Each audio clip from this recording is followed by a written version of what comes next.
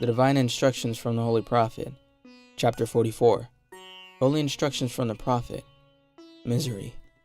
Feeble and insufficient as thou art, O man, in good, frail and inconsistent as thou art in pleasure, yet there is a thing in which thou art strong and unshaken. Its name is misery.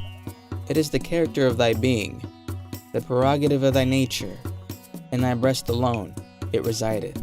Without thee there is nothing of it. And behold, what is its source but thine own passions? He who gave thee these, gave thee also reason to subdue them. Exert it, and thou shalt trample them under thy feet.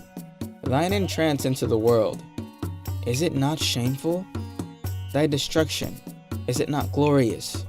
Lo, men adorn the instruments of death with gold and gems, and wear them above their garments. He who begetteth a man hideth his face, but he who killeth 1,000 is honored. Know thou, notwithstanding, that in this is error. Custom cannot alter the nature of truth, neither can the opinion of man destroy justice. The glory and the shame are misplaced. There is but one way for a man to be produced. There are 1,000 by which he may be destroyed.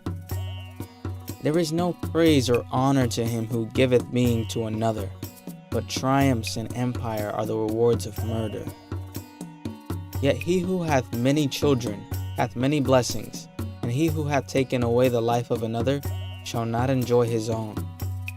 While the savage curseth the birth of his son, and blesseth the death of his father, doth he not call himself a monster? The greatest of all human ills is sorrow. Too much of this thou art born into. Add not unto it by thine own perverseness. Grief is natural to thee, and is always about thee.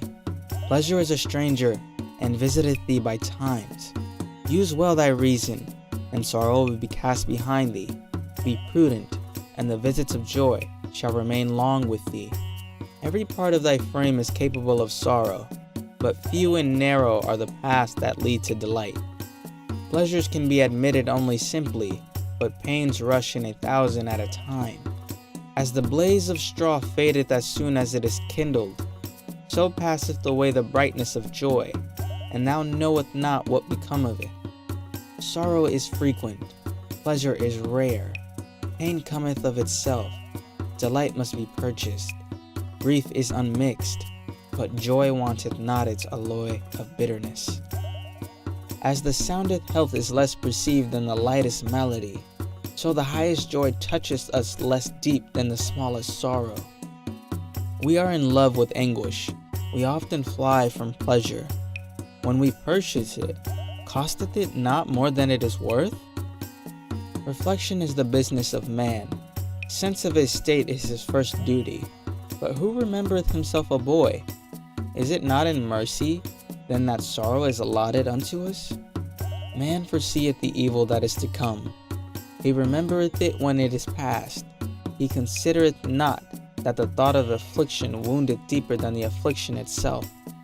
Think not of thy pain, but when it is upon thee, and thou shalt avoid what most hurt thee.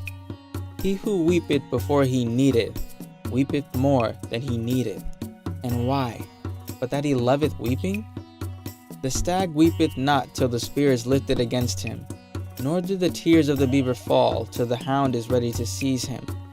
Man anticipateth death by the apprehension of it, and the fear is greater misery than the event itself.